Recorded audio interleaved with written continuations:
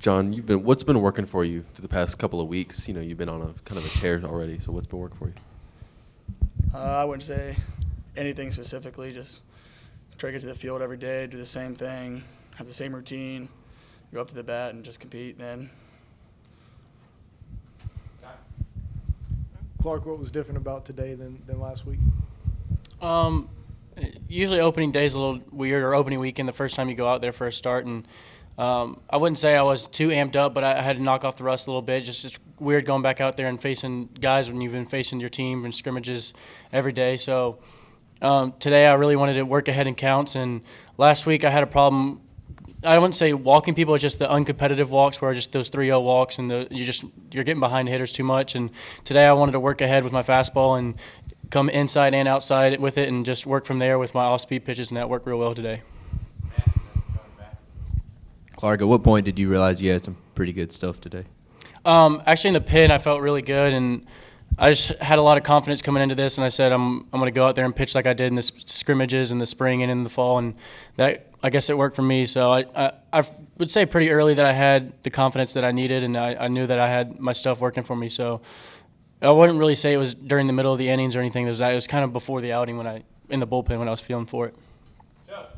I know last week you talked about how your command was a little bit off. After an outing like today, how does it help your confidence, especially as you're trying to solidify yourself as a number one going forward? It definitely helps a ton. You know, walking people is a different thing than just giving up hits and people squaring up balls.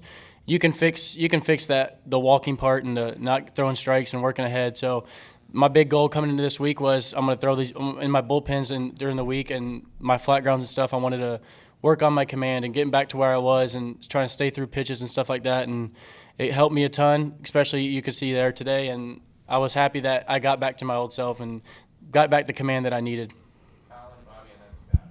Clarke, you had a career-high 7 innings pitched, and you threw about 81 pitches. Was there ever a point where you knew that there was a pitch count on you, or was there ever a point where, like, coaches came to you and said, hey, we may want to take you out after this inning? No, there was no point where, like, really it was like, okay, you got this many pitches and you're done, or you have this many innings or you're done. It was a touch and feel. I think I was actually going to go back out there for the 8th, but he said that he just wanted to get Coley back hot, and Coley was already hot, and he said, well, there's no need in me sending me back out there when we have a lead that we had, and we felt like we had a comfortable enough lead to bring in Coley, and he did a great job coming behind me. Clarke, you really controlled the pace of at-bats today. Is that something you focused on in particular? Definitely. I think as a pitcher, you're kind of like the running things, and you got to set the tone early. And going out there early, I wanted to say I'm going to go out there and work ahead and throw strikes. And when you're throwing strikes and working ahead in counts, and you have those quick innings that you need, it kind of keeps your defense on the toes instead of having them sit back. And you're walking all these guys, and they're like, okay, come on, let's get this guy. So it helps, and it helps in the offensive point because we're getting back in the dugout and we're getting the bats warm, and everyone's ready to go out there and swing it. And when everything's working fast for everyone, it helps out a ton instead of just sitting back on your heels. Clarke, now that you're over this start, how quickly does the trash talking start between you and your brother for the series next weekend? I'm gonna let him get his start in tomorrow, and I'll save the trash talking for a little bit after that. Maybe Sunday or Monday I'll throw a few jabs in there, but I'm sure it's coming from him, and he knows it's coming from me. So that's how we always been, just the competitive brothers, just always jabbing at each other. So it should be fun. John, I don't think y'all started the same lineup yet this year. As a hitter, as a position player, what does that do for you guys when y'all come to the ballpark? Are y'all a little anxious trying to figure out what's going on, or do y'all like kind of being kept on your toes a little bit? Well, I think if you have a set lineup and every day and not earning your spot, I say you could get a little lax. So I definitely think it keeps you on your toes. You definitely want to earn your spot in the lineup every day, and Coach does a really good job of that. And as far as the lineup goes, having a different one, we trust as players. I think everybody would agree with me that our coach is putting out the best 9 that he thinks is, and we got to trust him because at the end of the day, what he puts up there is, what's going to be there. John, what's the relationship between you, Chris, and Hunter? 3 catchers vying for that one spot. You could agree to it. We're as close as you can be. The team has referred to us as the 3 Stooges. We really enjoy each other's company. I wouldn't say there's any friction. We all know that, again, when a coach puts out there, who he wants, and we have no control over that, and just go out there. And it's fun to compete with those guys. They're really, really good baseball players.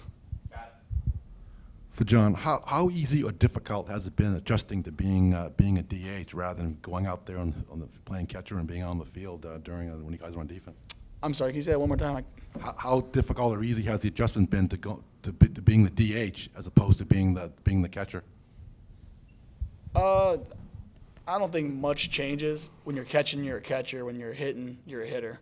When you're a designated hitter, I try to look in and see the things I would do if I was catching. Just keep myself into the game, stay locked that way. And I'd say the only really big difference is staying hot in the dugout, not sitting around and getting tight. And other than that, I don't think that affects much. I guess as a follow-up, did you ever DH when you were in JUCO level? Is this the first time in your life you've ever DH'd? Or?